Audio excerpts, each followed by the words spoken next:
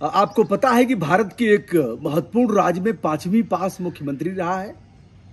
मुख्यमंत्री ही नहीं, अटल जी के कार्यकाल में केंद्रीय मंत्री, छोड़ दीजिए अटल जी के कार्यकाल को, मोदी जी के कार्यकाल में भी केंद्रीय मंत्री और महत्वपूर्ण मंत्रालय, वह मध्य प्रदेश का मुख्यमंत्री, दो केंद्रीय मंत्री के पद दो कार्यकाल में धारण करने वाला अब जमीन पर सोएगा नहीं, सोएंगी, झोपड़ी में रहेंगी। महलों से उन्होंने बाय कर दिया और नदियों में स्नान करेंगी। नहीं झोपड़ी मिली तो टेंट लगा करके सो जाएंगी। ऐसा ही जीवन व्यतीत करेंगी जब तक कि मध्य प्रदेश में शराबबंदी नहीं हो जाती है। आखिर है कौन वह? एक बार उन्होंने कहा था, यदि गंगा इतने समय तक शुद्ध नहीं हुई तो गंगा में कूद करके जान दे दूंगी। मैंने कुछ स्थान दिखाया भी था कि मैं यह स्थान बड़े उपयुक्त हैं, जिसमें वाराणसी के 80 नदी और गंगा का संगम दिखाया था और वरुणा तथा गंगा का संगम दिखाया था। हमने उस स्थान को कहा था कि अटल जी की अस्थियां यहां प्रवाहित क्यों नहीं करते हो, काहे को शर्म लग रही है, यह पवित्र संगम है। दोस्तों, मंतव्य कदापि हमारा दूषित नहीं है और किसी तरह से प्रतिक्रियावाद से ग्रसित नहीं है। शुद्ध मनसा यह है कि सुधार का सूत्रपात हो, किसी न किसी को तो कहना ही पड़ेगा। दोस्तों, नाम जानना चाहेंगे, आपने जान भी लिया होगा क्योंकि हमारे दर्शक सामान्य नहीं है, सभी बुद्धिजीवी वर्ग के हैं, कभी कभी गुस्सा भी करते हैं और कभी कभी। और श्री रामचंद्र जी ने कहा था अपनी प्रजा से, जो अनीति कछु भाखों भाई, तौ मोहि बरजो भय बिसराई। तौ मोहि बरजो माने डांटने का अधिकार है। किसको?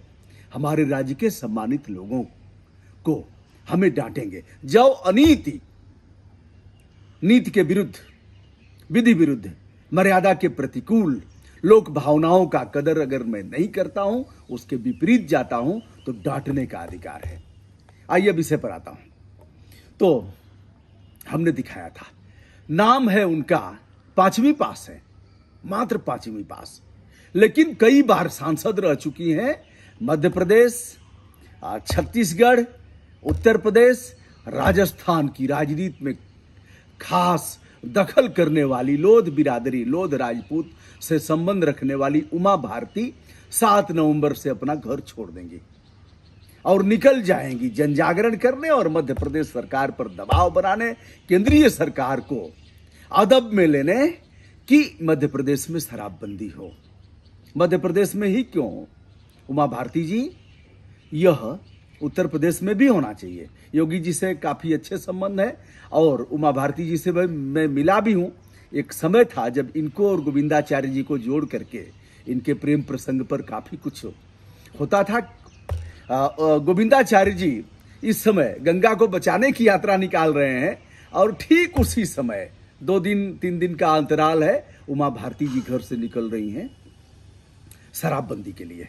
दोनों का वह प्रेम प्रपंच, दोनों ने ऐसे दबी जुबान स्वीकार भी किया था, खुल करके नहीं आए थे, दोनों का वह चलता था। अविवाहित दोनों ही हैं। गोविंदाचार्य जी राष्ट्रीय महासचिव हुआ करते थे, भारतीय जनता पार्टी के एक बड़े नेताओं में शुमार थे। हमारे बड़े अच्छे संबंध हैं, बातचीत भी होती है। गोविंद जी की यात्रा में मैं शामिल भी होऊंगा। अब दोस्तों, हमारे बुलावे पर वह गाजीपुर भी आए थे, उनके बुलावे पर मैं दिल्ली भी गया था और कई बार ऐसे बातचीत होती रहती है। तो बताते चले, उमा भारती जी चल रही हैं, अमरकंटक से यात्रा शुरू करेंगी, नर्मदा के किनारे स्नान करेंगी और स्नान करके इस यात्रा को शुरू करेंगी और फिर यह यात्रा तब तक चलेगी जब तक कि शराब के आतंक से मध्य प्रदेश में मुक्ति नहीं मिल जाती है। मध्य प्रदेश के मुख्यमंत्री पद से इन्होंने त्याग पत्र दिया था और फिर हुगली वाला मामला था जिस पर यह आरोपित की गई थी। अयोध्या में रामलला हम आएंगे, मंदिर वहीं बनाएंगे, नारा सबसे पहले उमा भारती द्वारा दिया गया, ऐसा बताया जाता है। 6 दिसंबर को जब विवादित ढांचा टूटता है तो वहां रितंबरा और उमा भारती उस मंच पर रहती हैं। डॉक्टर मुरली मनोहर जोशी और लाल कृष्ण आडवाणी भी होते हैं। आक्रामक भाषण के चलते यह लोग आरोपी बनाए जाते हैं राम जन्मभूमि अयोध्या प्रकरण में। संसद में भी काफी मुखर रही और सत्ता के खिलाफ भी कई बार इन्होंने बोला है और जल संसाधन मंत्री रही हैं मोदी जी के कार्यकाल में। यानी जो नमामि गंगे मंत्रालय है उसका दायित्व संभाल रही थी। गंगा साफ नहीं हो पाई, मंत्रालय गडकरी जी को मिला, गडकरी जी के बाद भी साफ नहीं हुई गंगा, शेखावत जी को मिला और गंगा तो वैसी ही है। लोगों को लगेगा, चमचमाते हुए घाटों को देख करके लोगों को लगेगा कि वाह क्या खूबसूरत बना दिया है, लेकिन सच बता रहा हूं दोस्तों, कमोबेश गंगा की हालत वही है जैसा कि हमने उत्तराखंड में तमाम स्थानों पर दिखाया। सीधे सीधे अलकनंदा, मंदाकिनी, भागीरथी, पिंडर, तमाम नदियों में वैसे ही कूड़े कचरे डाले जा रहे हैं। नदियों के किनारे कूड़े कचरे जलाए जा रहे हैं, होटल का निर्माण किया गया है, पॉलीथीन वैसे ही फेंका जा रहा है गंगा की तलहटी में, भले ही वह बह करके आगे चला जाए नदी के धार के साथ, लेकिन बहुत अच्छी स्थिति में नहीं दिख रहा हूं। अब दोस्तों उमा भारती जी की बात मैं कहता हूं, ऐसे 2 अक्टूबर से 30 नवंबर तक मध्य प्रदेश में नशा उन्मूलन अभियान, मुक्ति अभियान चलाया जा रहा है, जन जागरूकता का। एक तरफ हर गांव और मोहल्ले में शराब की दुकानों को खुलवाने का होड़ लगा है, चाहे वह मध्य प्रदेश हो चाहे वह उत्तर प्रदेश हो। बिहार में नीतीश कुमार को धन्यवाद जिन्होंने ऐसा किया, लेकिन न बिहारी लोग मानने के लिए तैयार हैं, न वहां जाने वाले लोग तैयार हैं और न ही शराब की तस्करी करने वाले लोग तैयार हैं। बिहार में भी शराब आपको अधिक दामों पर मिल जाएगी और आप वहां आराम से होटल में पी सकते हैं, होटल वाला भी आपको दारू प्राप्त करा देगा। बिहार के नजदीकी इलाके में जो उत्तर प्रदेश की सीमा से लगते हैं अन्य प्रदेशों के, वहां शराब की दुकान की ऊंची बोली लगती है और वहां शराब की सबसे अधिक खपत और बिक्री होती है। दोस्तों बताते चलें, अब उमा भारती जी निकलेगी वहां से। उनका यह कहना है कि जब लोग पूजा पाठ करने के लिए बेखौफ घर से निकल सकें, पूजा पाठ की ही बात नहीं किया है उन्होंने, नमाज की बात किया है उन्होंने, यीशु की बात किया है, चर्च में लोग जा सकें, ईदगाह और मस्जिद में जा सकें, बहू और बेटियां बाजार में जाकर के सामान खरीद सकें और हमारी बेटियां स्कूलों तक बेखौफ जा सकें, कोई इस तरह की दुर्घटना न हो, इस तरह के शराबी लोग उन्हें न छेड़ें, शराब उन्मूलन हो पूरे मध्य प्रदेश में, ऐसा उनका कहना है। अब 5वीं पास और राम जन्मभूमि आंदोलन की एक बड़ी नेता, कभी कभी हम लोग जैसे बचपन में इनका कैसेट लगा दिया जाता था, वो कैसेट होता था लगा दिया जाता था, भीड़ लग जाती थी कहीं मार्केट में, कहीं अन्य स्थानों पर अगर गाड़ी में लगा दिया जाए तो वहाँ लगती थी भीड़ और वहाँ इनको सुनने के लिए लोग आते थे। उमा भारती जी का यह अभियान कितना असरदार होगा और किस तरह से यह शिवराज सिंह चौहान के ऊपर दबाव बनाएगा, यह अभियान मोदी जी को कितना प्रभावित करेगा, यह कहना काफी कठिन है। अब तो सरकारें घर घर शराब भिजवाएंगी। हम लोगों ने एक अभियान चलाया था, कई जगह दोस्तों किया गया, यह शराब वाले मामूली तो है नहीं। और उमा भारती, अब बताते चले, भगवा झंडा लगा था, भगवा झंडा, उमा भारती जा रही थी और शराब की दुकान पर भगवा झंडा।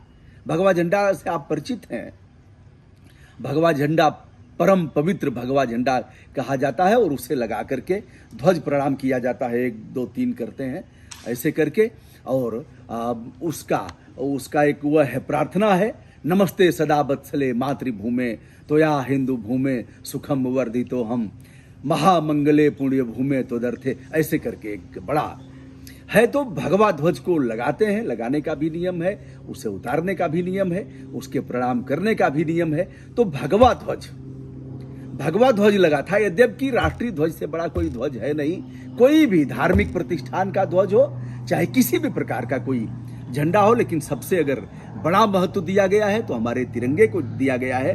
हम तिरंगा लगाने के अधिकारी हो गए, हमें अधिकार मिला, इसका मतलब कि देश आजाद हुआ।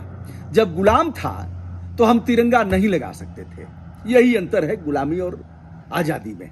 हम तब नहीं लगा सकते और अब हम लगा सकते हैं। तो राष्ट्रीय ध्वज का महत्व उससे अधिक है, लेकिन भगवा ध्वज को काफी महत्व देते हैं राष्ट्रीय स्वयंसेवक संघ के लोग, और उसको लगा करके प्रार्थना करते हैं। वहाँ शाखाएं लगती हैं और उस झंडे को सम्मान के साथ भगवा ध्वज को वहां किया जाता है। उसी भगवा रंग को लोग पहनते भी हैं। अगर हम ऐसे एक लगा लेंगे गमछा उस रंग का तो लोग कहेंगे क्या गुरुजी आप ज्वाइन कर लिए क्या। तो ऐसे रंगों को भी ऐसे बना दिया गया है, दल के साथ जोड़ दिया गया है, जबकि यह किसी की बपौती नहीं है कोई भी रंग, और उसे लगाने का, उसे पहनने का योगी, सन्यासी, संत, महंत तमाम लोग उस रंग को पसंद करते हैं। तो दोस्तों यह रहा, उमा जी ने जब देखा कि भगवा झंडा लगा हुआ है, यानी किसी संघ के स्वयंसेवक की शराब की दुकान होगी और शराब की दुकान से ही इनके राजस्व का इनकम होता है और उसी दुकान से इनका चलता है। अब अगर उत्तर प्रदेश में आप देखेंगे तो उत्तर प्रदेश में जो गोवंश हैं इसी के पैसे से उनका चलता है, उनका रख रखाव होता है, उनके लिए इसी से पैसा जाता है। और पहले उस हेड में अब पैसा जमा करेंगे आप, गोवंश के रख रखाव वाला, उसके बाद आपको शराब की बाटलें, शराब की शीशियां आपको आवंटित की जाएंगी, वह दी जाएंगी।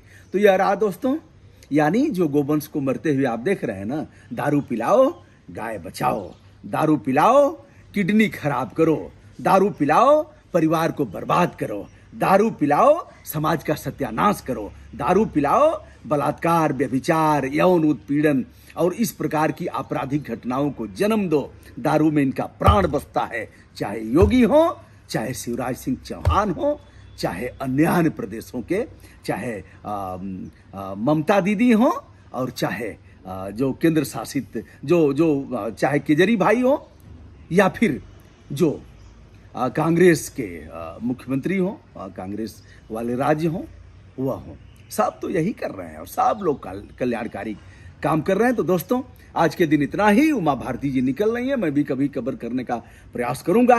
मैं हूं ब्रजभूषण दुबे, यूट्यूब चैनल जनतंत्र भूषण से विनम्रता के साथ सभी आत्मीय दोस्तों को जो वैश्विक रूप से जुड़े हैं, हमें देखते हैं, जिनका स्नेह और प्यार हमेशा हमें मिलता रहता है, दिव्य प्रणाम, नमस्कार।